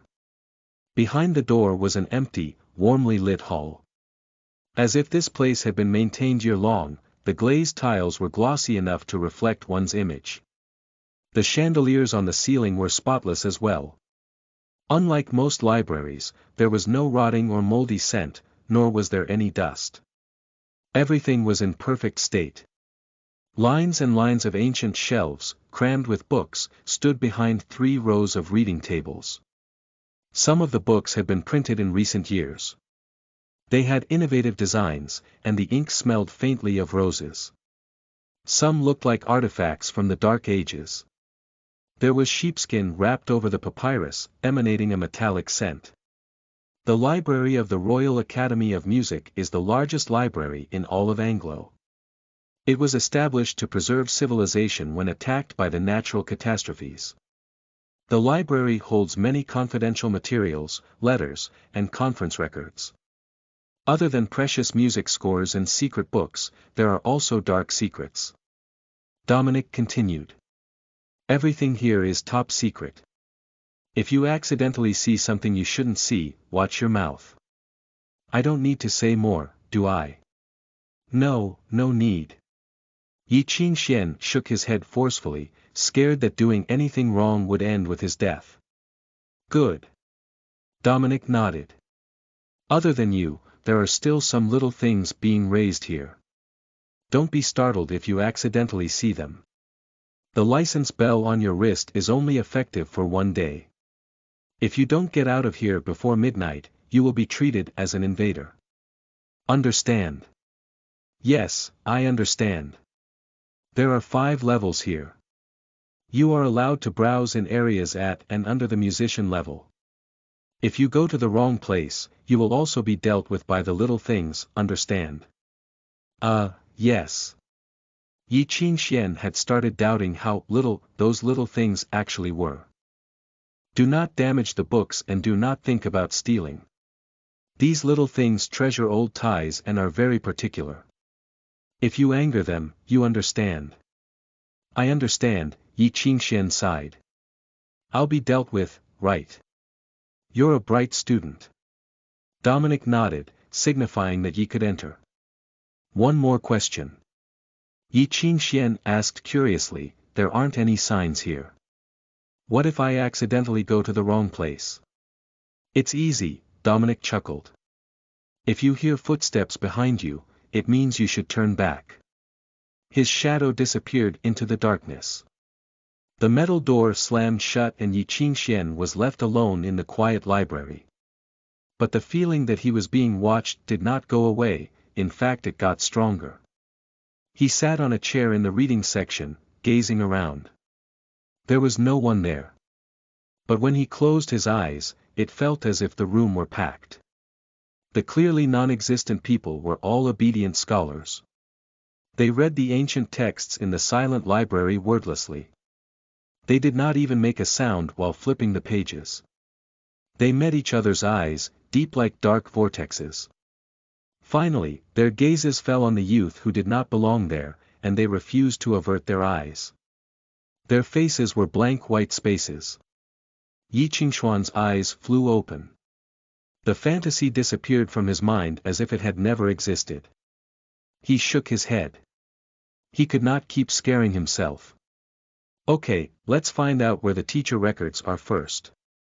According to Charles, there was nothing that he would not know on the first level. Indeed, the shelves he walked past were all filled with geographical reports throughout time, and boring account books. Occasionally, he would see biographies, travel notes, and histories of other countries. But none of those meant anything to Yi Qingxian. He continued past the records area. The next area was filled with records of currency exchange rates between countries and other trade information. This would have been heaven for an accountant, but Yi Qingxian did not care one bit. What did the trade war between East Tianzhu Company and Yunlu have to do with him? Giant sums were involved in it, and reading into it could have great benefits. Maybe he could even grasp the market's future trends and make a fortune, but that was not Yi Qingxuan's goal. The next area was finally the musician area. The amount of the research material was dizzying. Yi Qingxian squatted by a shelf and stared at an entire row of basic runes from each school, almost drooling. In the end, he bid them farewell with a broken heart and continued searching for the documents he needed. Finally, he found a map of Avalon in the corner of the first level. Wow, this place is big. He gazed around at the dozens of bookshelves. The shelves were more than twice his height, filled with all types of books. A majority of them did not even have titles and only had a serial code. Trying to find something there without any type of catalog was like finding a needle in the haystack. Book management requires knowledge. Now, Yi Qingxian finally understood what the priest had meant. Sitting on the floor, he looked up at the bookshelves that soared to the ceiling. He felt helpless. Then let's just look for the needle in the haystack. Gritting his teeth, he pulled out the file closest to him. Opening it, he found that it was an intelligence record of downtown criminal organizations. Shaman. Tracking investigation report. Yi Qingxian was taken aback. Flipping through a few pages, he saw the faded text. According to investigation, Shaman left Avalon secretly 5 days ago and is very difficult to trace. This seems to be related to smuggler ships. The passage was from 6 years prior. There were some bookmarks after it, marking later investigation results. Unfortunately, the results were untraceable, did not appear, and finally, disappeared. Shaman, one of the 10 legends of Avalon, the king of downtown, had just disappeared from the royal musician's clutches. There were no more investigation reports after that, much to Yi Qingxuan's disappointment. The records had started when the mysterious shaman had first appeared, and meticulously recorded every detail until his disappearance. He had gone from a nobody to the controller of all of downtown in just a few months.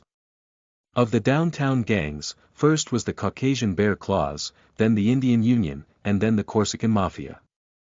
Every criminal organization downtown pledged their loyalty to the mysterious man, offering 1/5 of their monthly profits in exchange for the shaman's permission for them to operate. The recorder had also made some hypotheses based on textual research, deducing how the shaman negotiated with all of the gangs. He had also collected many rumors. The descriptions were so vivid that one could not put the book down. But at the most important part where the shaman had fought with the elites who had ventured into smuggling stopped. It ended with a disappointing, disappeared. Did the author get castrated? Where's the rest? Yi Qingxian muttered angrily. He returned the file and took out another one from the shelf. This was The Bloody Butcher. Analysis of the Chrysanthemum Hotel Massacre. In shock, Yi Qingxian chose another book. Report of Handling the Soul Eater. Following that was, Ghost Hand. Criminal Activity Record, The Phantom Carriage. Path Analysis and Organization. Finally, he understood what that bookshelf was for. Could it be the research files of Avalon's top 10 legends? Chapter 90 The Dark Legend 2 You are listening at novelfull.audio. Yi Qingxian had always thought that the 10 legends were just folktales and myths. Many people believed in them, but Yi Qingxian had always felt that they were too incredible to be true. But now there was an entire bookshelf of their records in front of his eyes. Things did not seem to be so simple. The shaman was the mysterious man who had made the rules that guided the entire criminal underworld of Avalon. He was Avalon's Dark King, and had ruled downtown until his disappearance 6 years ago. The Chrysanthemum Hotel Massacre, 3 years ago, was complete slaughter in Avalon's classiest hotel. Everyone regardless of their gender and age had been pulverized. Viscount Philo, the target, had had his head yanked off from his body. This was one of the records of the Bloody Butcher. The Soul Eater was one of Avalon's midnight horror stories.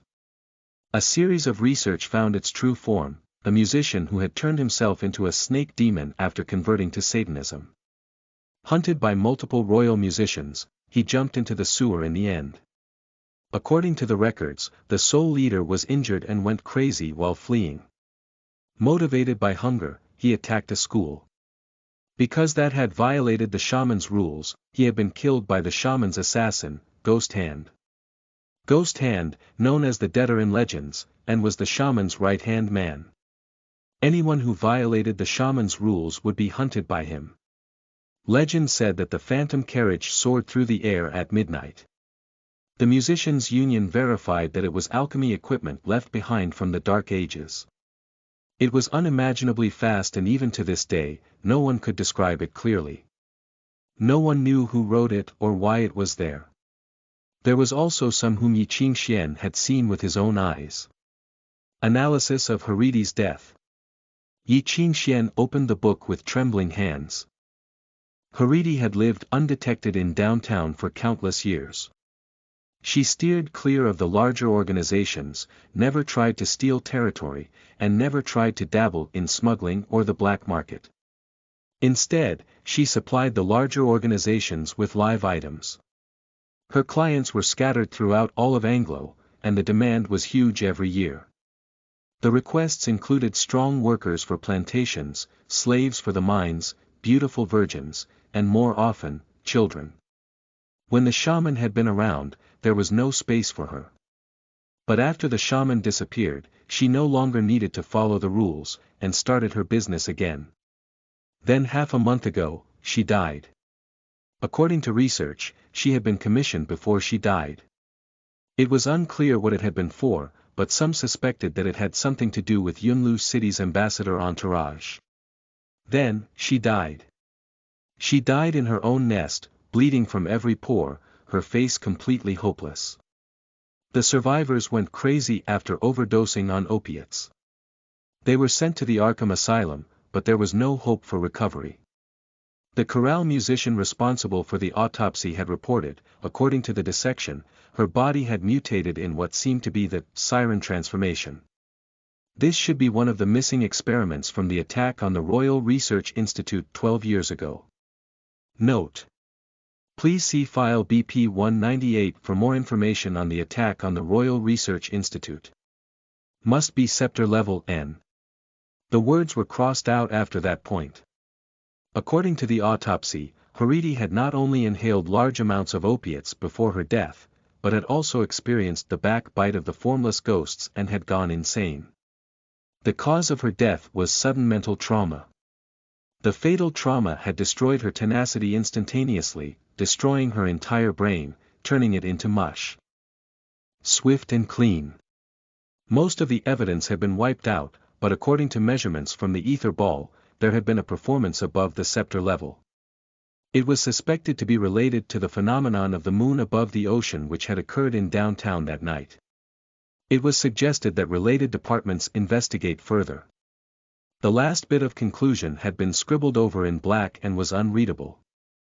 After reading, Yi Qingxian quietly put the report back in its spot. Originally, he had thought that the crazy woman was just a regular human trafficker. But now he had started to think that things were much more complicated than that.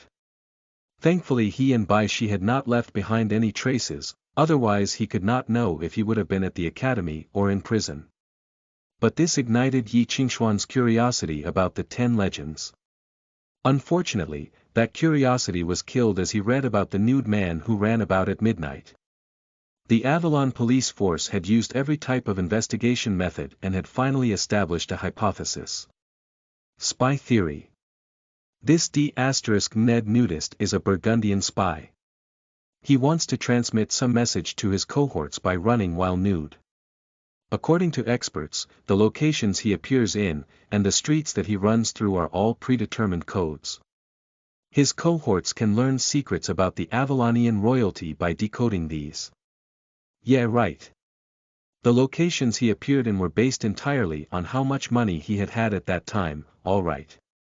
And the streets he ran through were determined by the debtors chasing him. Yi thought. Even more absurd was the phenomenon theory, the illusion theory. Many experts strongly believed that the nude man was a collective illusion representing that Avalonians were facing higher work stress and craved freedom. Some also hypothesized that the nude man was a mysterious natural phenomenon.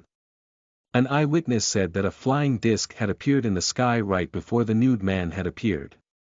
Take care, senior. Yi Qingxian put the book back where it belonged.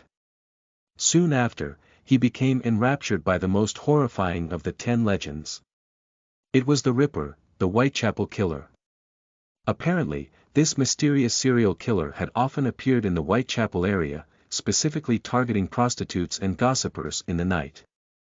The police force had been hunting him for a long time but could never find any trace of him. To catch him, the police had even sent a beautiful policewoman, disguised as a prostitute, and had even used advice from criminals to wait outside the Whitechapel for half a year. She had countless clients, but had never met the Ripper. Instead, murders happened in other places, and the honeypot mission ended in failure. This D*Ned B** is, without a doubt, a complete lunatic, a psychoanalyst said in the file. According to analysis by criminologists, all murders had some sort of interest, wanted to fulfill his ideal, or wanted to silence someone. But the Ripper seemed to have no motive whatsoever. He seemed to only be venting his emotions through serial killing. The murders were ongoing, but not a trace had ever been found. Obsessed, Yi Qingxian followed the book's appendix and found more and more related records. Without realizing it, he had wandered into the deepest part of the library. And he finally realized that something was wrong. There seemed to be something behind the Ripper case. In many cases, the police force had an extensive and seamless trap, and were always one step away from catching the guy. But the Ripper always got away at the most vital moment. The police force hypothesized that the Ripper was a School of Revelations musician and could predict their plan. But not even a scepter-level Revelations musician would be able to toy with the police force for 5 straight years. Also, Anglo had skilled musicians who could block predictions as well. There were all types of coincidences, but if one looked closely, there were also all types of strange occurrences. The first couple of times may have been coincidences, but the others were too bizarre to be considered coincidences. The guy seemed to be able to teleport. According to records, other than the priest who had the god's tenacity, no one else in the world could teleport thousands of miles like characters in novels. No one could even teleport to the next room. The ultimate proposition of the school of modifications was human teleportation. But to that very day, even the saints could only teleport everyday objects through the wind tunnel. If a human tried it, they would be torn to pieces or evaporate into a cloud of blood. No one was able to disappear instantaneously, unless he got rid of every last molecule of himself. So how did the Ripper do it? Could it be that Pope Beethoven had gotten bored and came to Anglo to kill people for fun? Stop joking.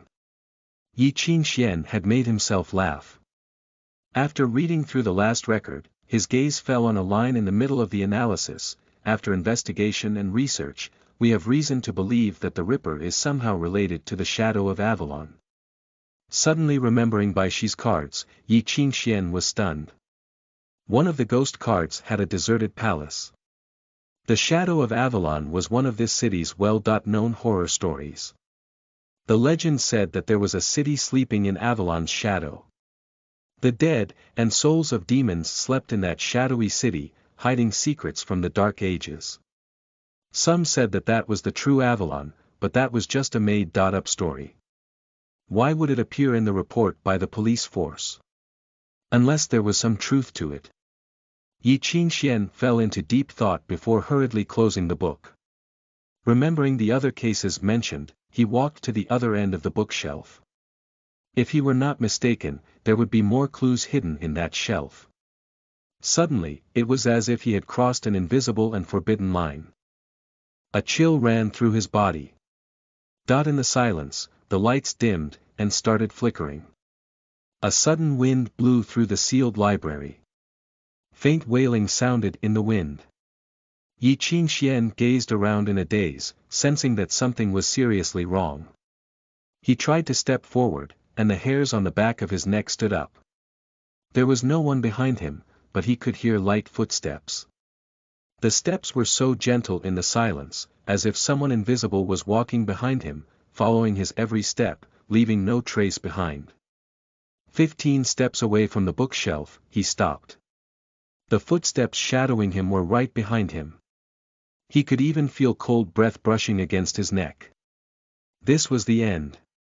Some entity in this large library uttered its last warning: you are attempting to solve a mystery you should never have touched. Yi Qingxian froze in place and raised his arms in surrender. Sorry, I just wanted to find the Academy's personnel files. He stepped back, showing that he did not mean to pass into the danger zone. After a long while, the eerie coldness finally disappeared. Sweating profusely, Yi Qingxian turned back.